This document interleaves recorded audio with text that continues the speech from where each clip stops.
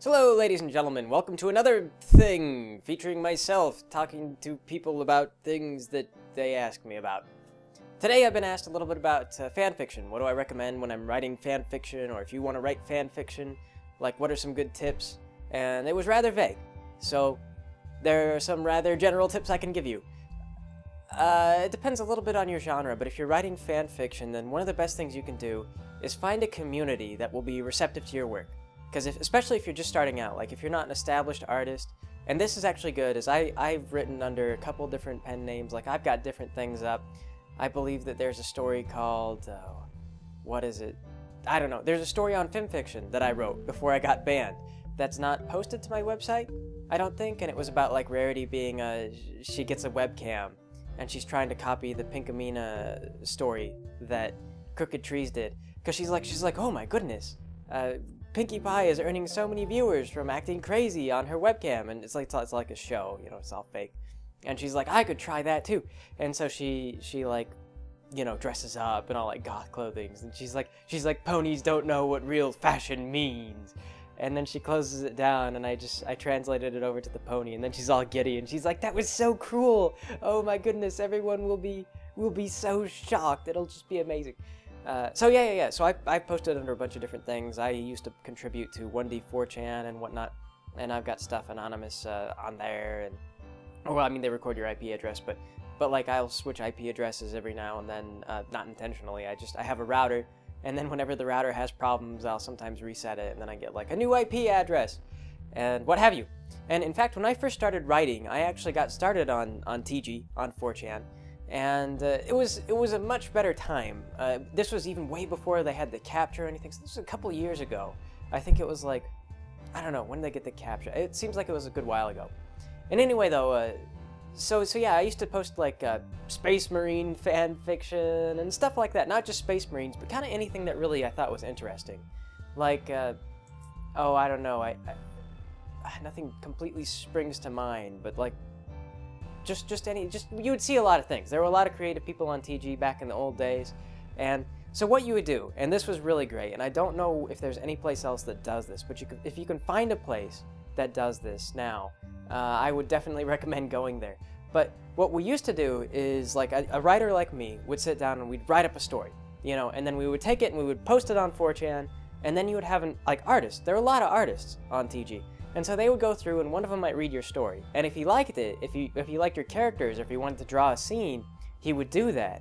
And then when he drew a scene from your story, it would bring in more people, because they would look at the image, and the image is always more exciting. You know, people like colorful, the sketch and whatever. And it drags their attention to it. They're like, oh, this is neat, and they'll read the whole story, because they want to know what it's about. And so you get a lot of feedback for yourself, and also for the artist, because people would critique you, and then they would critique the art. And you would also get to see a little bit through the artist how people were imagining your characters based on the descriptions that you gave.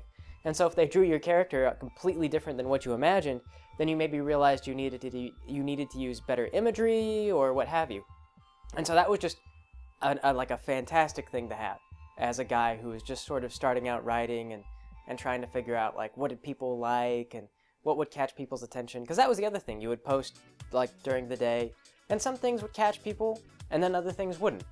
And because it was all anonymous, it was never like, no harm done. You just posted it, you went to see if it was any good.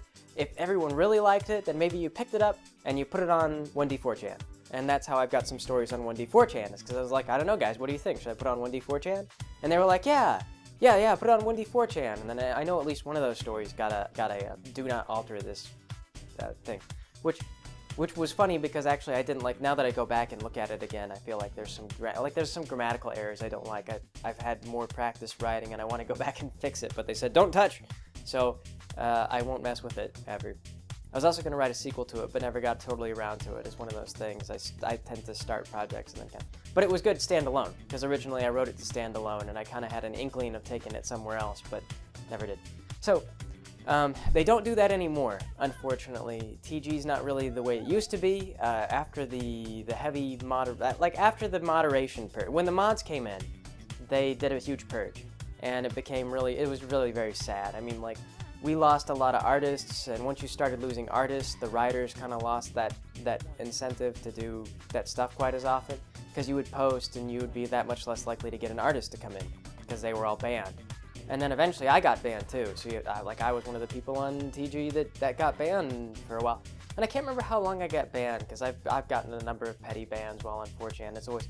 Usually it's for insulting the mods, is one of those things, is they show up and they start deleting material. And I'm like, I was using that! You guys suck! And then they ban me. And it's like... So it's not... like I say, TG was a great place. 4chan was a good place at one time.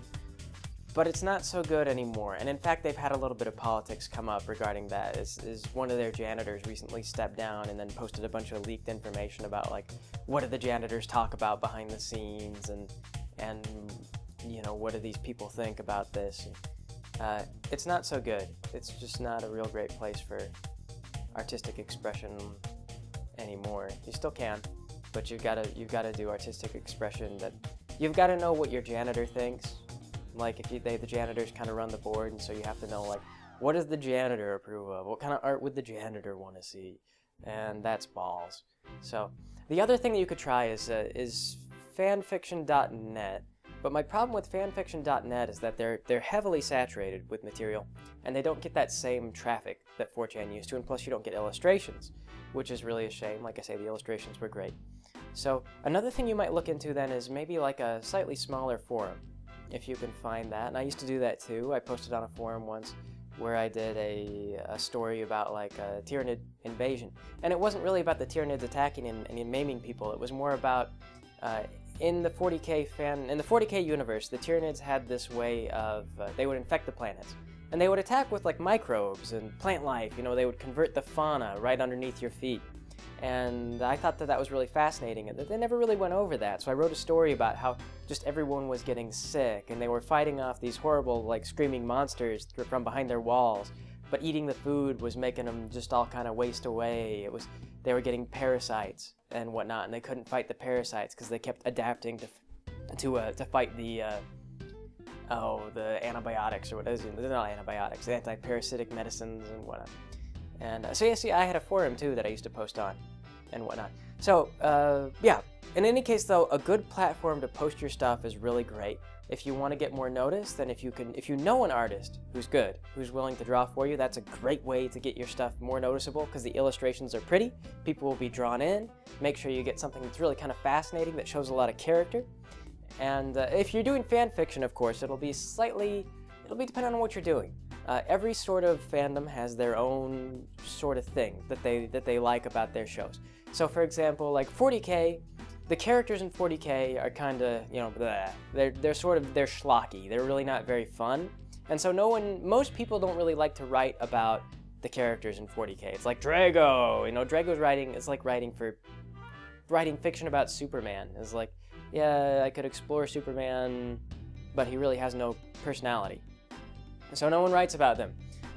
People write more about the setting, like they invent their own worlds and they invent their own armies, and then they have their own military factions and politics, and it's very wide open, it's very free, which is why people used to like to write about it a lot, which is why I used to write about it myself as well, because I like to write about politics and things like that. That's why I wrote about Celestia as a politician, and so on and so forth. So it depends on whether or not, like, what's the appeal of the universe that you're in. Are you trying to use their pre-established world, or do you want to use the characters? Are they highly character-driven? For example, some people really like the Harry Potter world, but when it comes right down to it, like, the Harry Potter world is full of loose bits and pieces, like nuts and bolts that don't really make sense when you examine them. And there's a fanfiction I like called Harry Potter and the Methods of Rationality, where they actually take all those little loose nuts and bolts and they do examine them. And they try and figure out how you could actually make this universe cohesive and sensical, such that these pieces would all be there, and society would still be able to function. And that's actually a really fascinating fanfic. I really like that one. But others, though, they tend to be more character-driven.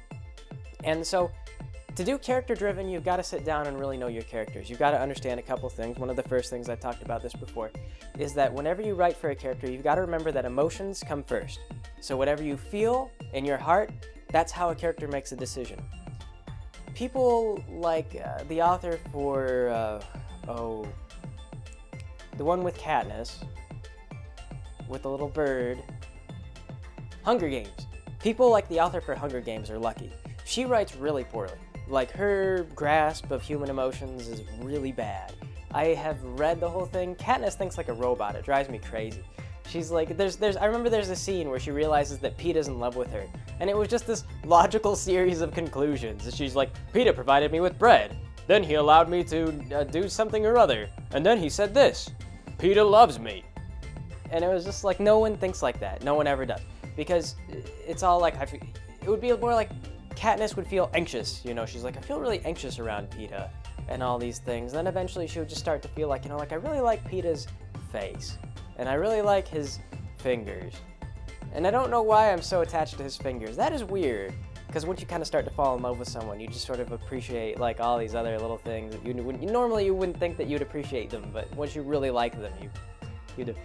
And so that's how it would be written correctly. If it was written correctly, is Katniss would gradually kind of have these feelings unfold.